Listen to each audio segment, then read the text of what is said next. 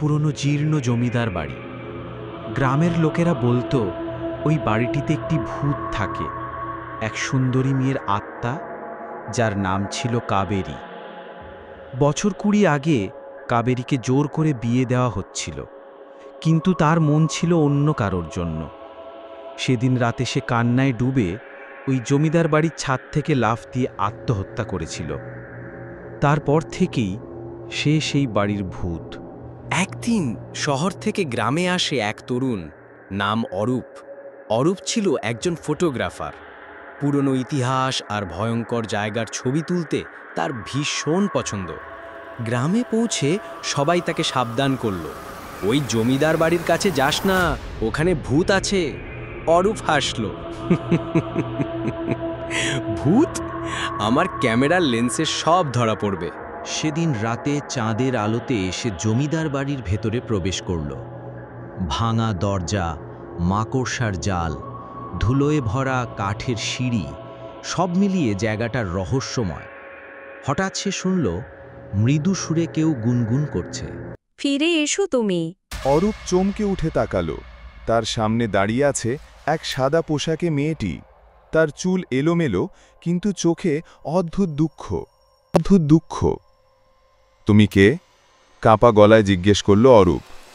মেয়েটি মৃদু হেসে বলল, আমার নাম কাবেরী, আমি এখানে বন্দি। অরূপ ধীরে ধীরে বুঝতে পারল এ কোনো সাধারণ মেয়ে নয়, সে এক আত্মা। কিন্তু অদ্ভুতভাবে তার মনে ভয় নয়, বরং এক অজানা টান কাজ করল। রাতের পর রাত সে কাবেরীর সঙ্গে কথা বলতে শুরু করল। কাবেরী তার ব্যথার গল্প শোনাত, আর অরূপ তার ক্যামেরায় ভোরের আলো দেখাত।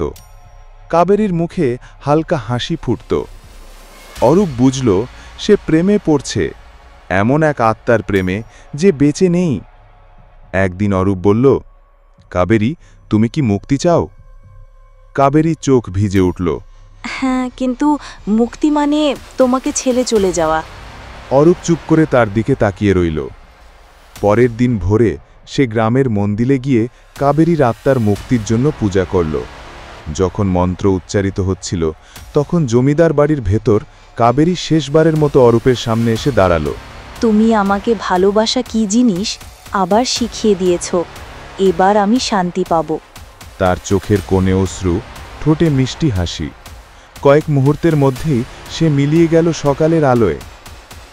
অরূপ আজও সেই জমিদার বাড়ির সামনে দাঁড়িয়ে সূর্যোদয় দেখে। তার মনে হয় হালকা বাতাসে কাবেরীর হাসির শব্দ ভেসে আসে। কেউ যদি জিজ্ঞেস করে সে কেন বারবার এখানে আসে, সে শুধু বলে, ভালোবাসা কখনো মরে না, শুধু রূপ বদলায়।